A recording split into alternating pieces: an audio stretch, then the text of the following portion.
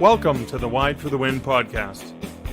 Our goal at Wide for the Win is to help authors grow publishing success across multiple platforms and formats through education, training, support, and community. If you're interested in reaching readers around the world, diversifying your income as an author, and exploring the freedom of living a truly indie author life, you've come to the right place.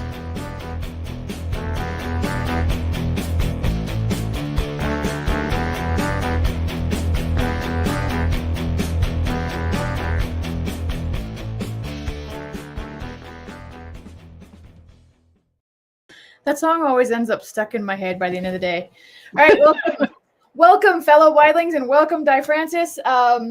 Today, I'm going to have a really fun topic, one I've been wanting to do on the show for a while, and that is trad versus indie publishing. In Wide for the Win, primarily, I'd say most of our membership are indie authors, but there are a few hybrids, and there's a few people who start in trad or who are trad curious, we'll call them. And so I'm sitting there thinking, like, who can I interview for somebody who's done both? That can provide insight into both. I'm like, oh, duh, hello. So Diana Pharaoh Francis is the pen name she writes under. That is her name. You write epic fantasy and urban fantasy with lots of humor and wit and violence, and it's just good, fun read. So if you haven't picked up any of her books, you should go do that because they're a blast. And I have several of them signed. So now Di is actually my former professor and mentor from college. That's how we met. You published your first book while I was in college, right? Path of Fate? Yeah. With Rock. Yep. And I still have, in case anybody's curious. It's getting a little yellowed from sitting on the shelves, but there's the original production of it. So, yeah, I thought that was really cool. For a kid who grew up wanting to write stories and wanting to be published someday or to publish someday, it was a really awesome experience for me because I got to pick your brain while I was in school, while you were going through the process of getting your first book published. Well, it was fun having you in class too, because you were just like, with this teeny tiny little writing, you were just scribbling out stuff that was amazing. It's still teeny tiny. I can fit more on a page that way. Fewer notebooks needed, right? So anyhow, tell us a little bit about your writing journey. How'd you get started writing? What do you love about it? And then, how you got started publishing. All right. Well, I was not one of those people who grew up wanting to write. I was a storyteller. I was one of those people that did a lot of daydreaming and then did a lot of acting out of things. I grew up on a cattle ranch, so I got to do all kinds of stuff of my play acting out on horseback, which was great. And I did a lot of that. And I didn't start writing anything until later in high school, where I wrote some really bad poetry. And what's funny is it was also very violent and also very weird. It was fantastical poetry, but I had never read anything of that nature before. And I don't know why I picked poetry, because I was not good at it. And then I went to college, and I went in as an ag science marketing and management major, because I grew up on cattle ranch. And then I quickly figured out that was not for me. And I went into English, and then I took some creative writing courses, and I enjoyed them. But, there was a whole lot of, you must write in a literary fashion and write about literary things. And if you write about fantasy, which is what I was into, because I'd been reading this stuff since I was a kid. I mean, I devoured it, the big fat fantasies. I was always there in the stores getting the new one, carrying, stacks of books high home from the library and stuff like that. So yeah, they didn't like that. So there was a lot of negativity in the classroom. And so it kind of made me think, well, maybe I can't. And then I graduated, and I wasn't sure what I wanted to do, but my roommate, Lorraine, she loved romance, and she had category romances up the wazoo in her room. She had them on every wall, floor to ceiling, stacked 2 and 3 deep. She had a lot of them, right? And so I didn't have a lot to read at that point, so I read through a lot of them, and I had never really been into romance per se. I like romance a lot, okay, but at that point, I hadn't been into it. But you got to understand, back then, there was a whole lot of don't get your chocolate in my peanut butter, and anything remotely having anything to do with romance getting into fantasy was considered awful. It was tainted. It was, you know, women's or something like that. And now it's huge. That was huge. I mean, I wanted it in mine. I would look for that in what I read, but there wasn't a lot of it out there. And one of the first ones, I think, to break through that, both with urban fantasy and romance, was the Anita Blake stuff. That really hit me strongly because, first of all, you have this really strong kick-ass heroine, and it's in a fantasy world, and she's having romance. And I mean, Mercedes Lackey, she had been doing it, and one of my favorites of the Valdemar books is the Hawks Brothers series, partially for that. But anyway, so I read these books, and I was like, for the first time, it occurred to me, well, I could probably write that. Somebody has to write these books. Why can't it be me? I love words. I like stories. So I had gotten this job out of college. I gotten this job out of college where I was a paste up and lay out in a newspaper, which involved literally, you know, you have to cutting do and cutting and pasting, right? And so what I decided to do is I had a lunch hour. Every lunch hour, I got in my car, I went and picked up a soda, and I sat there and I ate my lunch and hand wrote this novel that was a romance. It was strictly romance, no fantasy. It was, I still have it. It's my trunk book. It's still written in little notebooks, little spiral bound notebooks. And it taught me a couple of things. One, it taught me I can finish a novel. I mean, that's big. If anybody out there who's finished a novel, that's huge, right? How many people have you talked to in your life that said, "Oh, I want to write a book," that never write a book? So yeah, it's like just finishing the book is the biggest. It's huge. That's a big deal.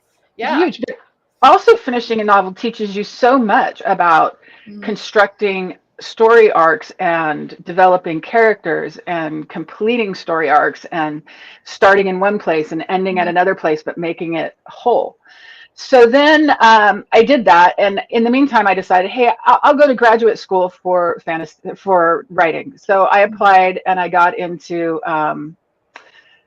I ended up going to the Iowa State University, which is not the same as the big University of Iowa program, and I'm understanding that's a really good thing because that's a cutthroat literary program where.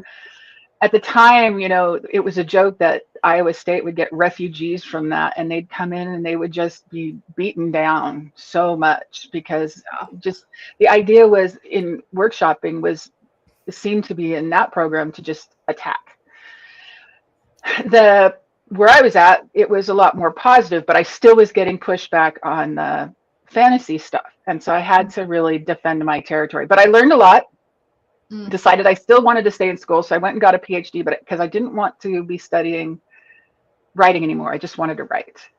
And so, but I really liked studying English. Okay, so that was my jam and my fun. So I did that, and so I wrote while I was in my PhD program, and I published some short stories, and I was working on this novel that ended up being this long thing that I never actually finished because. Now, here's the part. I was writing stuff, and a friend called me up and said, "Hey, would you like to do a book in a week?" And I said, "What?" And it was this thing in Romancelandia, RWA, where basically the idea was that you can set aside a week. You can tell people to screw off and ignore them. You can dump all your responsibility. You can take a week off from work. You can just focus for 1 week on a book. Right. And right. And of course, you're not going to finish the book in that time, but you're going to write enough to know whether you want to keep going or not. And so that was the beginning of Path of Fate. I wrote that and I was like, yeah, I want to keep going. you know, and I did, and I finished it, and then that ended up being my first book. I was really lucky. It was I had published a short story that's on my website for free right now, called All Things Being Not Quite Equal, which was my ugly vampire Yeah, your ugly story. vampire. I love that story. I love it. I've always wanted to go back and write another one of those, but I haven't. But anyway, yeah, the Ugly Vampire. They had published it, had been published in a small press, and then Rock had published it as part of a best of anthology, right? So I was able to write to Rock and say, hey, you've already published me. Would you like to take a look at my thing? Here's my submission package. And they did. And then I was able to find out that the editor looking at it was going to be at World Fantasy Con. And I managed to get in touch with her and say, hey, I don't expect you to have written or to have read anything, but hey, could we meet up? And so I met her at World Fantasy Con, and we talked a little bit about what I wanted to do. And 2 weeks later, she called and said, congratulations. And it was stupidly simple in some ways and amazing. Yeah. And so that was that. And they bought the trilogy. And so that was the beginning of being trad published. And back then, there really was no indie auction. No, there wasn't. No. So this was, when did Path of Fate came out in what, 2001 or 2? 3? I want to say 3? I think okay. It's 3. Like, I could just look inside the book, right? Yeah, you could. Oh yeah, with all the fancy stuff, 2003. Yes, yep. Yes. I'm like, I couldn't remember. I'm like, was that the year that we did? I don't think it was the year. We weren't quite into when we did the fantasy genre seminar, and Greg Smith did the Tolkien seminar. That was like the best semester ever. No, right? I had advanced fiction workshop with you. I had fantasy genres seminar with you, and then I had Tolkien with Greg Smith, and I think I had Gary Lundy for either poetry or creative writing. It was just like my creative little heart's dream semester. Right. Fantastic. Greg lives here, by the way. He lives down in Roseburg. He was teaching in Roseburg, and so he's still living down there. Oh, that's cool. That's cool. I loved his classes too. I had some great professors in college. I'm not gonna lie. You can have them, but like Di and Greg and Gary were great. And you guys. Well, so I was thinking about, you were talking about your workshops and how they were kind of a bloodbath, and I remember you saying very specifically that you were not going to run ours like that. And I've done some workshops with people and ran them just how you did, and they're like, "This is the best thing ever. It's like actually helpful." I'm going, thank Di for that. Well, that's the point. I mean, the point of a workshop is to be helpful. Yeah, it's not to beat people down. It's already hard enough to hear criticism. Yeah, and if you're presenting it in such a way that it's mean, it's terrible. And I think creative people tend to be a little bit more sensitive anyhow, because we pick up on all of that from people around us. And that's why, our stories are so good and our characters are so good. Right. We pick it up. But so Path of Fate came out 2003. You said they bought the trilogy at the same time? Yep. I signed a contract for 3. And it's funny because I didn't intend it to be a trilogy at the time. When I first wrote it, I just was like, I'm writing a book. And then I realized at the time they really wanted trilogies. And so they wanted 3. And I'm like, oh, I've got to come up with some more ideas. And luckily I did have, there's in Path of Fate, I mentioned this wizard war that had happened in the past. And have you ever seen Babylon 5? It's been a long time. Okay. Well, there's this character called Mr. Garibaldi. And if you're watching through the show, at some point he just kind of disappears. Nobody says anything about him. He's just not on the show for like 2 or 3 episodes, and you're like, what? And then the next episode after you kind of realize that is called Whatever Happened to Mr. Garibaldi? Literally, that's the title of the show. And that's part of what was Masonic. It was, the name of the place is Masonicosk, and I was like, whatever happened there? And so that's how it developed. Not only whatever happened there, but then that continues to play out in the next couple of books. And I'm really proud of those books. I reissued them recently, and I was just like, wow. Those were bad. They're really good. I love those books. I love the Crosspoint books too. Well, the fourth one is getting it is with a trad publisher. Actually, is getting Is it reissued. still? Okay. It's still, well, no, I got the rights back, and then Okay. I ended up doing some books through this publisher, and I sold them the Crosspoint books, and we're doing at least the four, and I want to finish that out. But what happened to me was, it's a big story. Okay. And as I get to it's been focused on a couple of characters each story, but they changed characters. And when you get to that next story, I realized I think I have to proliferate points of view and have many more points of view. And part of me says, but I can't, because I didn't do that in the first one. We must have the same. And I'm like, I gotta let that go, and I just have to write the rest. Yeah. How many times did I remember you telling us you need to write the story as it needs to be written? Right? Exactly. Exactly. Sometimes we need to hear that again and again, right? I know, right? Yeah. Beat it into our heads a little harder. Oh, so now, how many books total have you published traditionally? All right. Bitter Night. I did the first three, and then Crosspoint with Rock, right? And that was 7.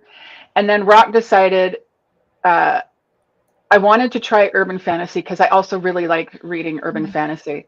And they didn't want that from me, but they didn't want any more Crosspoint books either.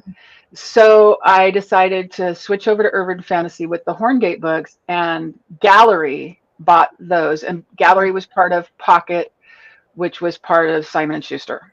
Okay. And then they did the 4 Horngate books, and then they didn't want any more. And there was this kind of,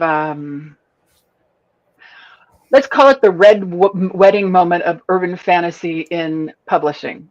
Yeah, I heard Publishers just dropped most of the urban fantasy writers.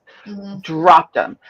Rock kept 3 or 4. They kept, I think they kept Alona Andrews. I think they kept Patty Briggs, and I think they kept one more. I think they kept Faith.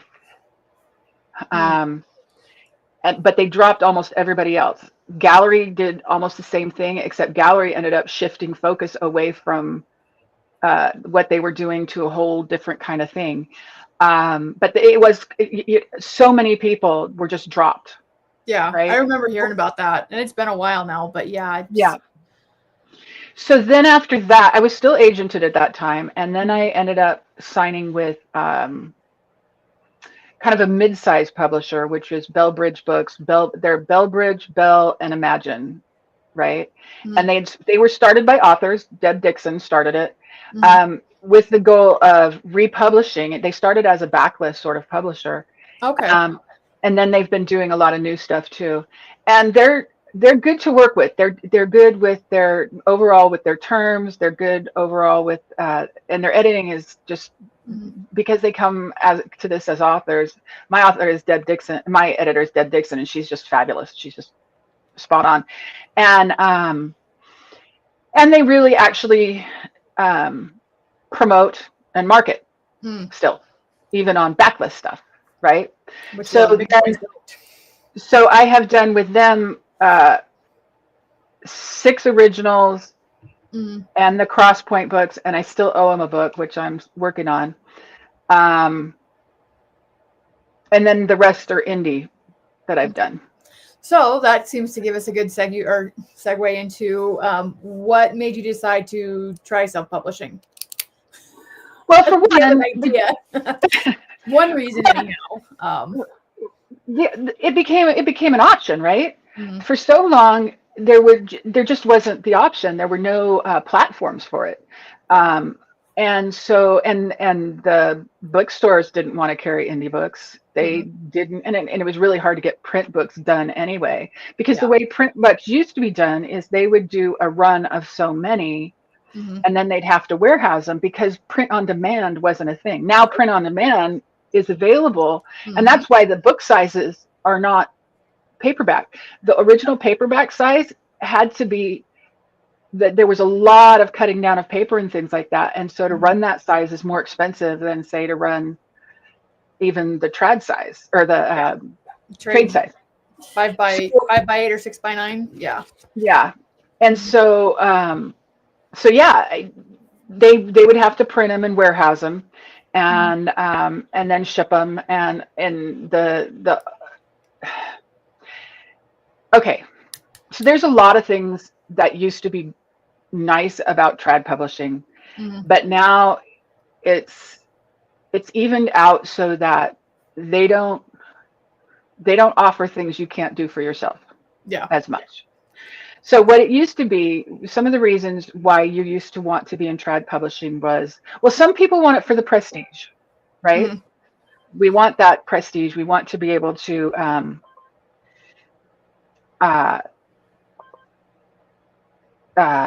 get past say we're published by X publisher and be on the shelves. Trouble is, it used to be you were almost, what happened is you would get published and they would send out ARCs to review, and they would send out ARCs to magazines, and you might get a review in one of the big magazines, like Publishers Weekly, or in fantasy it might be Locus, or it might be some of the other ones that you would get some.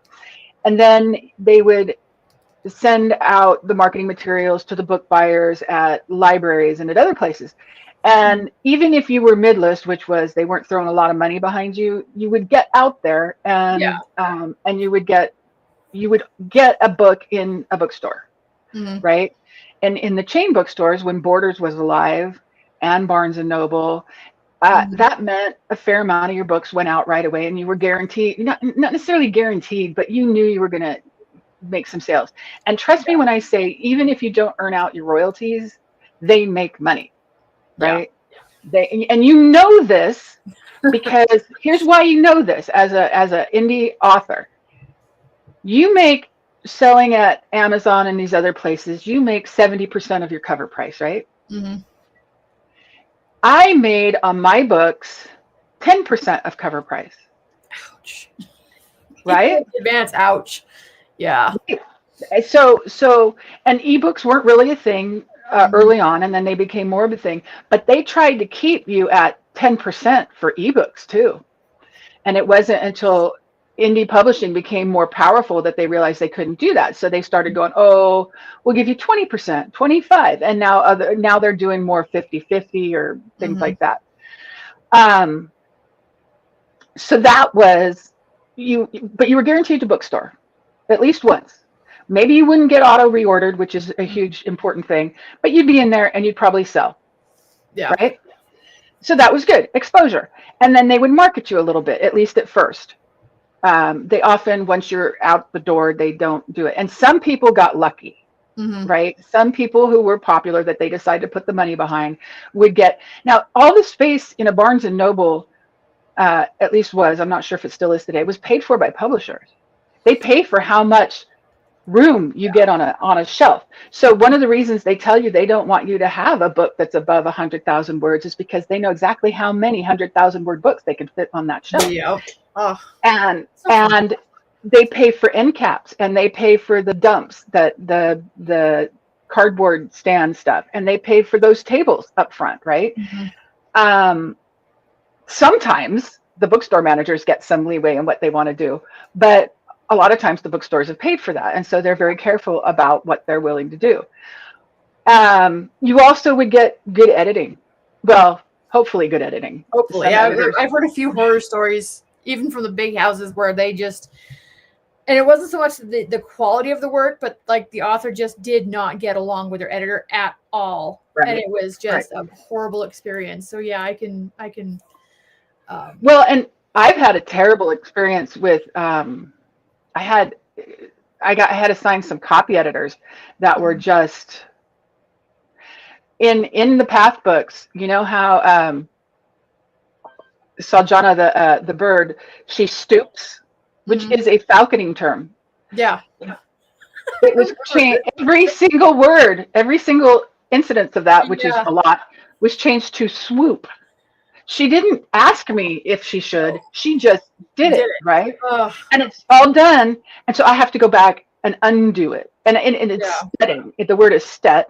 And you have to do it by hand, because in the first books, they send you the copy edits on paper. Even though they could have done it electronically, they did it on paper. And so, and the proofs were on paper and everything like that. So it was annoying. Luckily now they use track changes. So yeah, and so there were some real good benefits. And then of course you got your royalties, and you got an advance, right? Even if the advance wasn't great. Now, I'm going to be getting to the problems in a minute, but you would get an advance. And that was nice to get this money that you didn't have to pay back, even if you didn't earn it out. Okay. You didn't have to pay back. It wasn't necessarily a big advance, but you didn't have to pay it back. Yeah. So some of the problems back then, I think, are exacerbated now. Yeah. The advances are low. The contracts can be draconian. Some of the things they would like to throw, you have to have an agent, really, if you're going to deal with, or you have to have somebody who's really smart with book contracts, go over it. And because it isn't the same as just having a lawyer look at it, because they don't know what they're looking at. You have to have somebody familiar with the publishing industry really look at it. And so they would, you want a reversion clause, like, when am I going to get my rights back? And you want those rights to come back at a decent time. Like, for instance, my Horngate books, I just got all the rights back to them. I had to sell underneath $200 worth in a year per book, right? Mm-hmm. Do you know how hard it is to do that? Especially if the publisher says, hey, I'm just going to drop this off on a 99-cent sale ebook. Yeah. They can keep rights forever, right? And for them, it's passive income. It doesn't matter if you don't make much. It's passive income, because I'm only making 10% of cover price. So I make under $200. They're making a lot more than that, right? And they're not having to do any work, and it goes on forever. So that was good for them. I ended up having to buy back the copies that were left in the warehouse, because as long as they had a single copy left in the warehouse, didn't matter how low it went. I could, that sort of thing. So, all right. So all of that. Here's why indie gives you a lot of control. Yeah. You can choose your cover artist, and like that. And if you're lucky, you get a great cover. I think I had some pretty good covers. I also think I've had some bad covers. As an indie author, you can recover your books if you don't think the book is selling because of that. Yep. You can change the back blurb if you don't think it's selling well. You can put things on sale, or you can do different advertisements. You can't do that if you're if you have a traditional publisher. They put one cover on. You don't actually get cover approval. You get input, but you don't get cover approval. You don't get to decide much of anything, right? No. These days, the bookstores no longer automatically take every single book that the publisher sends them. It used to be they could guarantee you would be on the shelf at least once. Not anymore. Now they're picking and choosing. Well, that isn't that great for you. These days, editors do most of their editing when they're not at work. So they're doing it on the train or on the weekend. They were doing a lot of that then, but they had a lot more control. Now editors don't have nearly as much control. They answer to the bean counters. And so you may get a good editor who may edit your stuff, but they want it coming into them a lot better edited than what you might already be doing. And that, I've been watching some of the booktubers, followed a couple fantasy channels just to get back into it. And they've noticed that, like, even some from the big 5 publishing houses, the quality of the editing is not what it used to be. They're like, these are the people getting 6 and 7 figure advances. I mean, the huge book. I'm like, and the editing is atrocious. I'm like, it's because the editors don't have time to edit. I mean, they just don't. And that's sad. I mean, really, because like I said, the editor I have with Bellbridge, she does it personally, and she goes through and she takes her time. She's mid, right? She's not one of the big five, but that also means what they do, they still do promotional stuff. They still do my backlist. They still put promotions out every month or every couple of months on my books. I'm still getting that. If you're independently published, you get to decide what the blurb is. You get to decide what the layout is and everything else like that. The problem is, what a lot of people want is they still want the prestige factor, right? And they want bookstores to be able to carry their books. Well, now that Ingram's and other places will let them put it on a discount so that bookstores will order it, and you have to offer returns, you get in maybe a little bit more. And that's the whole return thing is if you haven't talked about that, you really have to talk about it. Yeah, I actually turned mine off for a while because Amazon kept ordering copies and then sending them back 6 months later. Oh my gosh. I figured out, so if they didn't sell, I mean, some of them did sell, but so I figured out it takes 6 sales to equal the cost of 1 return. And so I'm like, fortunately, I didn't have to pay any money back. I broke even a few times or made like 15 or 20 cents per month because it ate that much into my profit and my payments. But like Pamela Kelly, she's done print runs, I think. She's got a great post somewhere buried in the group. But she ended up having to pay thousands of dollars back because Amazon overestimated how many they were going to sell of her print run. So they ordered a, larger print run than required, or that they thought was going to be required. And so then they sent all the books back. So yeah. And that's definitely one downside to being an indie. And the thing is that it depends on how you have it set up in your returns, but for book publishers who send books, they don't actually get the books back most of the time. They just have them strip the covers. You've seen those books with stripped covers, and those are supposed to get thrown in the trash, and the covers get sent back, and but they give the whole full price back. So because for some reason the publishing industry doesn't charge, they basically say, we'll send you all these books, you sell them, and so you can order as many as you want. Whatever you don't want, you can ship back at our cost. It costs the bookstores nothing, and yet it's too expensive to ship back, so we'll eat that cost too. And also, so they don't get the book back, and they eat the cost. And that it can be nice if you're published trad, and so you don't eat the cost, but it does come out of your paycheck because they take it back from you. They have maybe credited you with, they keep what's called a reserve against returns for just in case they return stuff, we'll have some money to take back from you. Yeah, they make sure their bases are covered. And so it's the other problem for trad publishing is that they've raised percentages to some extent of how much they'll pay you.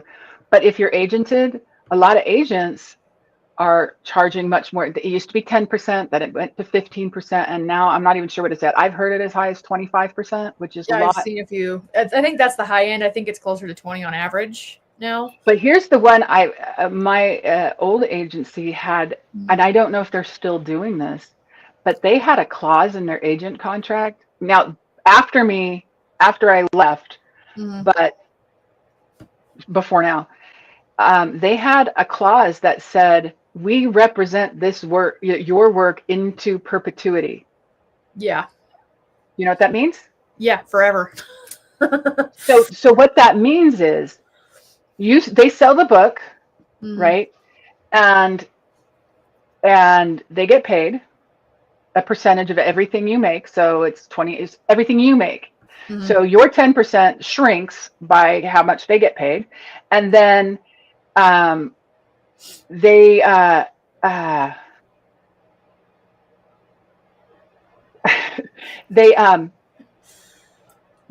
your book stays with the publisher, and eventually say you get it back, or say you quit that agent, get the books back and want to resell them or republish them.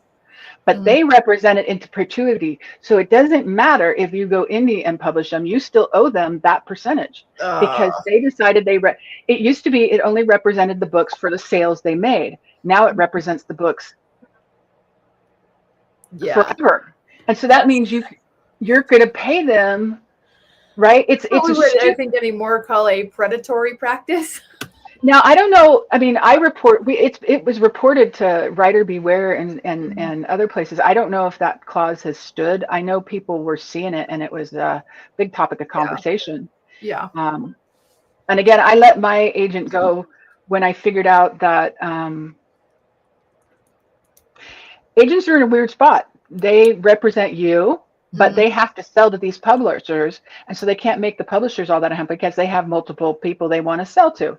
Sell to that publisher. So in some ways, they don't represent you as strongly as you should be represented, because Yeah. they won't fight for you. They'll fight for you up to a point, but not so much that they're going to piss off the publisher. Yeah. And I found that out in a very negative way for me. And so I was just like, yeah, this isn't going to work. Yeah. Yeah. So it's, I think it sounded like a lot of the benefits that there used to be for publishing traditionally are kind of gone. I mean, aside from the prestige of it, maybe access to an editing team you wouldn't be able to afford out of your own pocket as an indie. But otherwise, they front the costs. Basically, that's it. If you don't have the money to do it, they front the costs, right?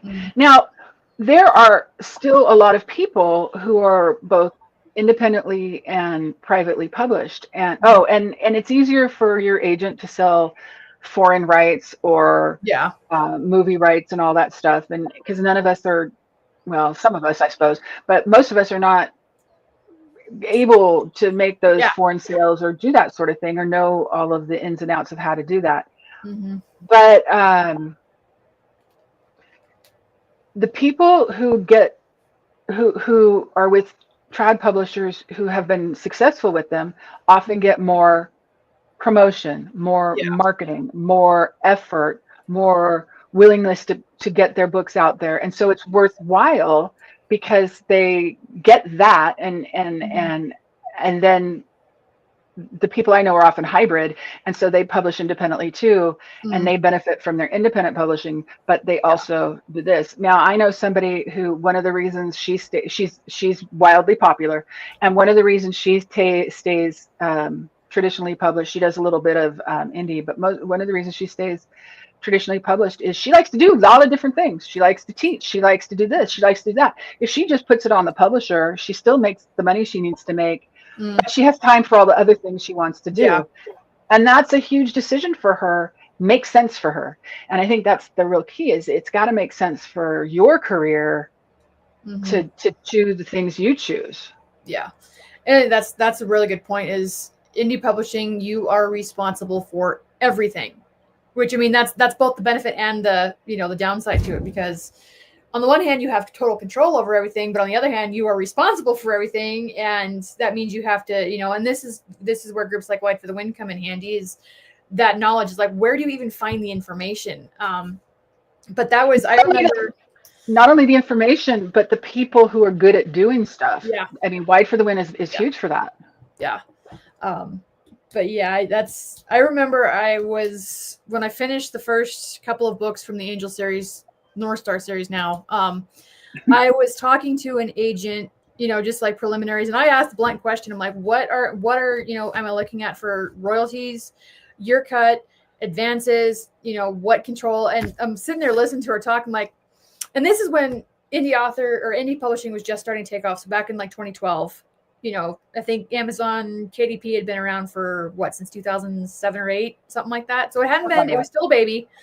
Apple Books wasn't around yet. Nook Press wasn't there yet. I think Kobo was just starting. So it was just beginning. And I kind of went, you know what? I don't like those numbers and how they're adding up. And I really don't like that I have no control over my covers. That was a big one for me. And so I'm going, I might just give this whole self-publishing thing a try. And so I never actually ended up it's just talking to an agent to see if they even wanted to represent me or be willing to shop a book was as far as I got before I'm like, do I really want to give up the control? To me these days, for me to go through trad publishing, there are a couple of reasons I would consider it trying to go to the big 5. I'm where I'm at with my editor now, partly because I really love her and because she continues to promote, and that is important, right? Mm-hmm. Here's the one reason to go with trad publishing. You can establish your name. If you're not anybody yet, it's one way to get your name established if they will promote you. I mean, and that's a big one, and it's a big if, because It's a very big if. getting that up front is hard to say. Now, a lot depends on how much money they're willing to put towards you. The more money they put towards you in the advance, the more money they are likely to put towards you in marketing. Not always, but and so you can establish your name so that it's easier for you to go indie, so because people have heard of your name before. They've seen you on the bookshelves, or people have bought your books and read them. It's more widely distributed, right? So that's one reason. Another reason might be to get more sales and stuff not in America, to be able to try to shop elsewhere. In some ways, I view it as kind of a loss leader. When you know how much you can make, there has to be, the question you always have to ask is, what are they bringing to the table? And is it worth the price you're going to pay? And in a way, you're paying that price because if you priced it at X, you're going to be making this per copy. And whether or not you can make sales, that's about yourself and your career. But you have to figure, what are they bringing to the table? What am I getting out of this? And it used to be, we were just so grateful to be able to get published that, it was like the scraps were fine. But now we have options, and we didn't have options before. And options, power. It is. And I've noticed there's actually some indie authors who have taken off with this book or this series, and they've been approached by publishers, and that gives them, the fact that they already have that reader base, that gives them a lot of bargaining power. And for me, if I were to look at trad publishing, so number one, it would be the bragging rights, like, hey, I got picked up by so-and-so. Number two, audiobook, because I have 2 audiobooks out, and I hate the process of having them made. I'm not an audio person, so I'd rather pay somebody to do that. Absolutely. And then, like you said, international and translations. And it'd be nice on the print side to be able to not have to pay the upfront cost for like print runs, and have a publisher take care of that, because print is still a huge chunk of the market. Now, there are agents now who are more willing to represent the non-primary rights. So, for instance, your primary rights are your first print rights, right? Yeah. But they're more willing to say, I'll take you on for translations, or I'll take you on for translations and audio and et cetera, et cetera. I will handle that stuff, and you just run with this, right? And finding those is a little harder, but there used to be none of those, and now there's more who are doing that because they recognize that indie authors want that also, and there is money to be made there. It's just not as much. But on the other hand, if you have sold a lot of books, if you have some name recognition, then they look at your books and look at your sales and go, hey, you know what? I might be able to do something with that. So also that. Yep. All right. Well, we're usually trying to keep this to about half an hour, but I'm like, this is a really good topic we don't get to talk about. We're running up at 2:40 or 45 minutes so far. One last wrap up. If you were a new author starting out and considering whether you want to try traditional publishing or self-publishing, what questions would you want to ask to determine which way you'd want to go? I would want to know from myself, what do I want my career to look like? What does success look like now? What do I think success will look like in 5 years? What is success? Is success seeing your book on the shelf? Is success making X amount of money? Is it being able to say, show people your book and say, look, it's in print? What exactly defines success for you? And then how are you going to go about and get it? Yeah. I think that it's not ever a bad idea to try to submit your stuff out to agents or to publishers. And there's nothing that says if they come back to you that you can't say no, right? You can always say no, which is what that conversation with the agent for you is about. thanks, but no It's thanks. like, Right? maybe not. It Yeah. wasn't, it didn't fit your idea of success, right? So what, and then you have to be realistic. What are you expecting from your publisher and what are you expecting from you? And one thing about publishers is they want you to write to deadline. They want you to be on time and not blow them through, right, and etc. The other thing is editors these days sometimes will sit with books for a long time and you won't hear a word. Tor used to be and still is infamously Slow. slow, 2 to 3 years out from reading a book. I don't know if the Tor Online or the Bramble line is like that. I don't know. They've got some pretty good editors doing that. And the Bramble line is the new romantasy line they're doing. And so I think you have to ask, what am I getting out of it if I go that route? And you have to be realistic about what you can do, what you can learn, and how much time you have to give to writing versus doing these other things. Somebody with a full-time career and is writing on the side might be going, you know, I don't have time to do all the indie stuff. I have got to go the traditional route. Or they might go, hey, I got enough money to do this indie route, but I'm going to pay people to kind of handle and do the whole process for me. It really, everybody's career is individual to themselves. And so they really have to ask themselves, but be really honest. What am I capable of? What is, and mental situation and my writing abilities. Do I write fast? Do I write slow? Do I, you know, what am I going to be able to do? What am I willing to do? And what do I get out of another relationship with a publisher? And what are they going to give back? Yeah. And be honest. Honesty with yourself is everything. Yeah. And that kind of gets to the heart of treat your author career like a business. And especially in assessing relationships, whether that's with editors, cover designers, publishers, make sure that you're getting what you need to get out of it. Otherwise, why are you doing it? That's my thought anyhow. It is. And the other thing is also be very professional in your dealings with other professional people, like your cover artists, like your copy editors. You know, don't treat them like they have all the time in the world, and don't, you know, pay them on time. Agree to how things are going to work, know everything, and then, you know, treat them like professionals, because they are and you are. Yep. So, all right, Di. Well, I really appreciate you jumping on with me. That was a really fun chat, and I don't often get to talk traditional publishing anymore, so it's like, ooh, get all the ins and outs, and kind of reaffirms why I was self-publishing, because well, no, it's like answering all those questions. What do you want out of it? And for me, my biggest thing is I wanted my books to be my books. I wanted to have a say in the finished product. And whereas if I were to go traditional, I wouldn't have a say in the cover.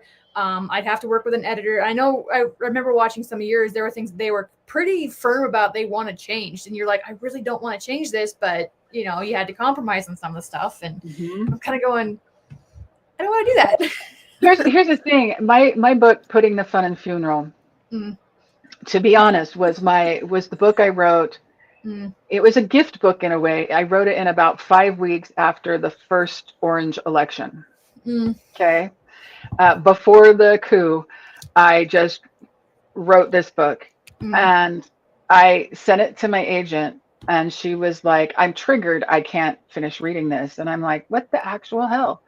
Yeah. And then I did some revision to try to get her past her trigger point, but she was just like, no, I'm not going to read it. And that was pretty much it, because a lot of agents are doing that now. I will pick and choose what of yours I'm willing to represent. And that's a big agent one. If you're not willing to represent all my work, then what good are you? I'm hiring you. Yeah. So anyway, they didn't want it. And so she didn't want to rep it. And I was just like, fine, I'll publish it myself. And there are things in that book that I just cackled over and had the best time with. And I know they would not have made it through the editing process at a publisher, because they were just a little bit over the top and fun as hell. And my readers are like, oh, I love that.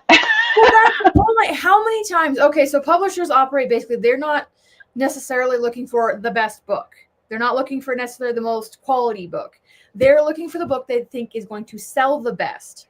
You know, and how many times in the 13 years I've been doing this since I first self-published, I think it's 13 now, something like that. Anyhow, have I seen indie authors who had a book, they shopped it around, they tried to get an agent didn't think it would sell, or if they did get an agent, the agent was shopping it to publishers didn't think it'd sell, and those books took off because it was exactly what readers wanted to read at that point in time. Yeah, and the thing is they want the same as they have, but different. They want a guaranteed bestseller, but of course, you know, you just don't know what's going to catch people's imagination and run. And so they want, once Hunger Games hit, everybody wanted some more of that. Mm-hmm. And once 50 Shades of Grey hit, they wanted a whole lot more of 50 Shades of Grey. And it's like, but right now it's romantasy. Well, it is and it isn't. Because the romantic fantasy has been around. It's just, they have, like I said, there's been a certain cootiness to it, but it's been around in a lot of people's books. Yeah. It's just you had to be kind of careful about it. But now it's the thing, you know, and it's exploded onto the scene. And it's like, yeah. I always love it. That's one thing I absolutely love about the self-publishing revolution, whatever you want to call it, is the number of books that might never have been published by a traditional publisher that have sold hundreds, thousands of copies, and readers love them. And it's like, right. if that author hadn't decided to self-publish, those readers might never have found their favorite book. You know, and I'll be honest, I am completely book talk inept, illiterate, unable, but you know, I'm aware of it. Mm-hmm. And the thing about it is, it reaches readers. It talks to people. It talks to people about the books they like, and that's word of mouth. Books sell because of their cover, and word of mouth are the two big things. People judge books by their cover. You got to have a good cover. Sorry, you just do.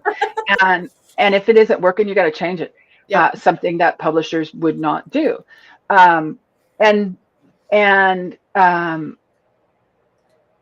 People, word of mouth. Mm-hmm. People want to know what their friends like, and if their friends like it, well, then they'll like it too, because they're you know, they understand their tastes. And so that's been huge. And I for indie publishers, I wish there were more available outlets to get word of mouth, to get your book into people's hands, to get word of mouth going. But that's one of the difficulties of publishing, whether you're trad or not, is to get the word out. All right. Well, I thank you so much for coming on. It was great to chat with you again. It's been a while. And this was a lot of fun, and I think a lot of great insights, and it's been a blast. Yeah, so, thanks for having me. Yeah, and I think next week we're doing a live Q&A. I don't know that we've picked a topic yet, so it may just be a free-for-all. Anybody who wants to ask any question, we'll see what we can come up with. So, all right, everybody have a great afternoon. We'll answer whether we know the answer or not. Right? All right. Everybody have a great day, and we'll see you next week. Thanks for having me.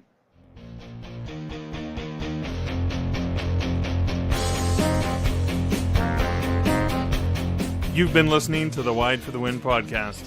For links to our Facebook and Circle groups and other helpful Wide publishing resources, go to wideforthewin.com. The music for this podcast, Sax and Rock and Roll, was written and performed by Kevin MacLeod and was licensed at incomptet.com.